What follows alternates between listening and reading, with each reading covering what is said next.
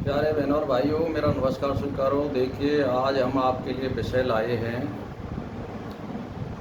चित्त की स्थिरता कैसे लाएं। चित्त जो है हृदय के अंदर होता है। तो देखिए, चित्त की स्थिरता के लिए प्रयत्न करना अभ्यास है। राजस, तामस, लोभ, मोह, इनसे चित्त में चंचलता आती है और इस चित्त को शांतिपूर्वक आत्म दिशा में चलाना स्थिति को लाता है, यानी ये स्थिर होता है। यानी सत्य वस्तु में, परमात्मा में इसको लगाएं आप मंत्र के द्वारा, भगवान के फोटो द्वारा, या उसके गुणगानों द्वारा, या उसकी लीलाओं के द्वारा, या उसमें प्रेम भाव से किसी भी प्रकार से लगाएं तो मन स्थिरता को प्राप्त होता है। तो आप सोच लीजिए कि जैसे अवस्था को प्राप्त करने के लिए शक्ति उत्साह के साथ, यानी हमें मन में जब हम कोई चीज़ प्राप्त करते हैं तो एक उल्लास होनी चाहिए, खुशी होनी चाहिए। दुखी मन से परमात्मा की प्राप्ति नहीं हो सकती है, क्रोध से परमात्मा की प्राप्ति नहीं हो सकती है।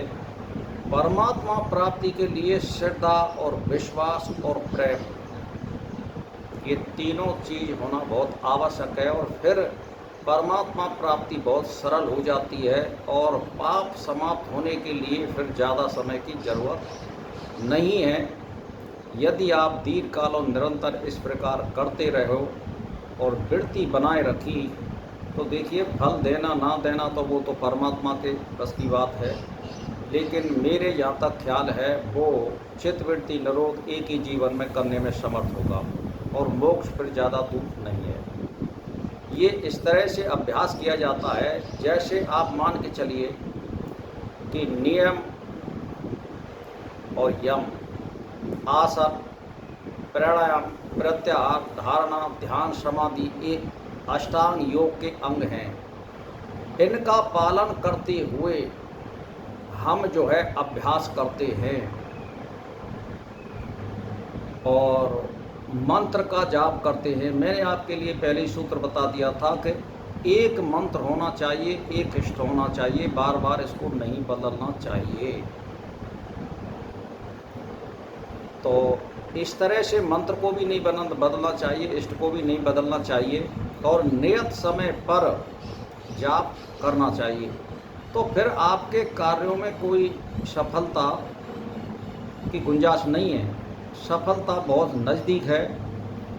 अब रही बात ऐसी कि भाई किसी के संस्कार ऐसे होते हैं कि जो पूर्व जन्म में अधिक धन संग्रह करके आए तो उसको जल्दी सफलता मिल जाती है, और किसी आदमी को कई जन्म लग जाते हैं। जैसे मैं आपके लिए उदाहरण दे दूं कि आदि शंकराचार्य जो हुए थे, वो 32 साल की उम्र में इस पृथ्वी का त्याग कर दिया था उन्होंने। तो अब लगा लीजिए कि 32 साल की उम्र में वो हमारे 10 नाम के जो सन्यासी अखाड़े हैं उनको बना गए और एक हिंदू धर्म की बहुत अच्छी नींव रख के गए हैं। और उन्होंने वहाँ बुद्ध अनुयायी बहुत ज़्यादा बढ़ रहे थे, तो उन्होंने एक बघेल समाज है जिसको गडरिया बोलते हैं, वो बुद्ध बन गए थे और उनको वो वापस हिंदू धर्म में लाए और फिर उनका शुद्धिकरण किया और वो फिर निखर कहलाए। ये उन्होंने काम किया। तो वो बहुत कम उम्र में बहुत बड़े कार्य कर गए। और एक आदमी भाई कईयों जन्म लग जाते हैं, वो एक भी पुस्तक नहीं लिख पाता है। तो ये तो परमात्मा की बात है कि किस प्रकार की आत्मा इस पृथ्वी पर आई है और हमें किस प्रकार उसको कार्य देना है, ये परमात्मा की बात होती है। हम तो केवल कोशिश कर सकते हैं और मेहनत कर सकते हैं फल देना ना देना, आयु देना ना देना, वो उसकी बस की बात है। तो चित्त स्थिरता के लिए हमें सात्विक वृत्ति अपनानी पड़ेगी, सात्विक खाना खाना पड़ेगा, मन में सात्विकता के संकल्प पैदा करने पड़ेंगे, और कोई गलत संगत नहीं करोगे, गलत खाना नहीं खाओगे, कोई नशेबाजी नहीं करोगे, तो ये निश्चित है परमात्मा का ध्यान और चिंतन करेगा तो चित्त स्थिरता को प्राप्त होगा, और फिर सारी चीज़ परमात्मा की सुलभ है।